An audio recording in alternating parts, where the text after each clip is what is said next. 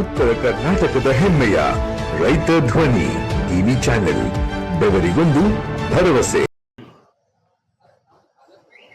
ಈ ಒಂದು ಮಲಪ್ರಭಾ ನದಿಯ ಮಡಲಿನಲ್ಲಿರುವಂತಹ ಮಲಪ್ರಭಾ ಸಕ್ಕರೆ ಕಾರ್ಖಾನೆ, ರೈತರ ಜೀವನಾಡಿಯಾಗಿರುವಂತಹ ಈ ಮಲಪ್ರಭಾ ಸಕ್ಕರೆ ಕಾರ್ಖಾನೆ ಇವತ್ತು ಅವಸಾನದ ಅಂಚಿನಲ್ಲಿದೆ. ಈ ಕಾರ್ಖಾನೆಯನ್ನು ಉಳಿಸಬೇಕು, ಬೆಳೆಸಬೇಕು ಅಂಥೇಳಿ ಕರ್ನಾಟಕ ರಾಜ್ಯ ರೈತ ಸಂಘಗಳ ಮಹಾಸಂಘ ಒಕ್ಕೂಟ ಹಾಗೂ ಈ ಸುತ್ತಮುತ್ತಲಿನ ಎಲ್ಲ ರೈತರು ಸೇರಿ ಸೆಪ್ಟೆಂಬರ್ನಲ್ಲಿ ಒಂದು ಅಹೋರಾತ್ರಿ ಧರಣಿ ಸತ್ಯಾಗ್ರಹ, ಸತತವಾಗಿ 7-8 ದಿನಗಳ ಕಾಲ ಧರಣಿ ಸತ್ಯಾಗ್ರಹ ಮಾಡಿದೆವು. ಆ ಧರಣಿ ಸತ್ಯಾಗ್ರಹ ಯಾವುದಕ್ಕಾಗಿಪ್ಪ ಅಂತಂದ್ರೆ, ಈ ಕಾರ್ಖಾನೆಯಲ್ಲಿ ನಡೆದಂತಹ ಕೋಟ್ಯಾಂತರ ರೂಪಾಯಿ ಅವ್ಯವಹಾರವನ್ನು ಬಯಲಿಗೆ ತೆಗೆಯಲಿಕ್ಕಾಗಿ ಧರಣಿ ಸತ್ಯಾಗ್ರಹ ಮಾಡಿದೆವು. ಆ ಧರಣಿ ಸತ್ಯಾಗ್ರಹಕ್ಕೆ ಸ್ಪಂದನೆ ಮಾಡಿದಂಥ ಈ ನಮ್ಮ ಆಡಳಿತ ಮಂಡಳಿ ಏನು ಮಾಡಿತಪ್ಪ ಅಂತಂದ್ರೆ, ವಾರ್ಷಿಕ ಮಹಾಸಭೆಯಲ್ಲಿ ನಾವು ಹೇಳಿದಂಗೆ ಒಂದು ಟರಾವ್ ತೊಗೊಂಡ್ರು.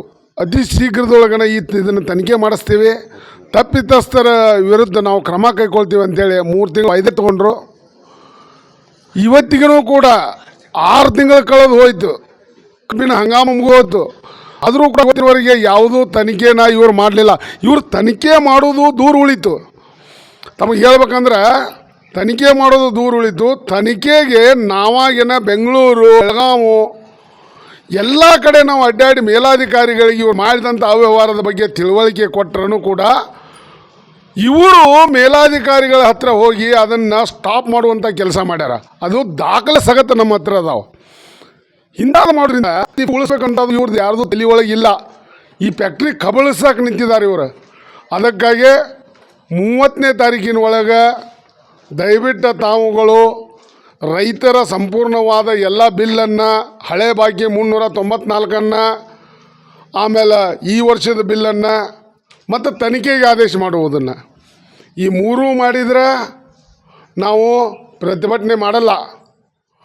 ಅಕಸ್ಮಾತಾಗಿ 30ನೇ ತಾರೀಕಿನೊಳಗೆ ತಾವು ಏನಾರು ಮಾಡದೆ ಹೋದ್ರೆ ಅಹೋರಾತ್ರಿ, ಅತಿ ಉಗ್ರವಾದ ಅಹೋರಾತ್ರಿ ಧರಣಿ ಸತ್ಯಾಗ್ರಹ ನಾವು 3ನೇ ತಾರೀಕಿನಿಂದ ಈ ಒಂದು ಮಲಪ್ರಭಾ ಸಕ್ಕರೆ ಕಾರ್ಖಾನೆ ಆವರಣದಲ್ಲಿ ಇವತ್ತು ಕರ್ನಾಟಕ ರಾಜ್ಯ ರೈತ ಸಂಘಗಳ ಮಹಾಸಂಘ ಒಕ್ಕೂಟ ಹಾಗೂ ಈ ಮಲಪ್ರಭಾ ಸಕ್ಕರೆ ಕಾರ್ಖಾನೆಯ ರೈತ ಬಾಂಧವರು ಎಲ್ಲರೂ ಸೇರಿ ಧರಣಿ ಸತ್ಯಾಗ್ರಹ ಮಾಡ್ತೇನೆ ಅಂಥೇಳಿ ಈ ಮೂಲಕ ನಾನು ವ್ಯವಸ್ಥಾಪಕ ನಿರ್ದೇಶಕರಿಗೆ ತಿಳಿಸ್ತಾ ಇದ್ದೀನಿ.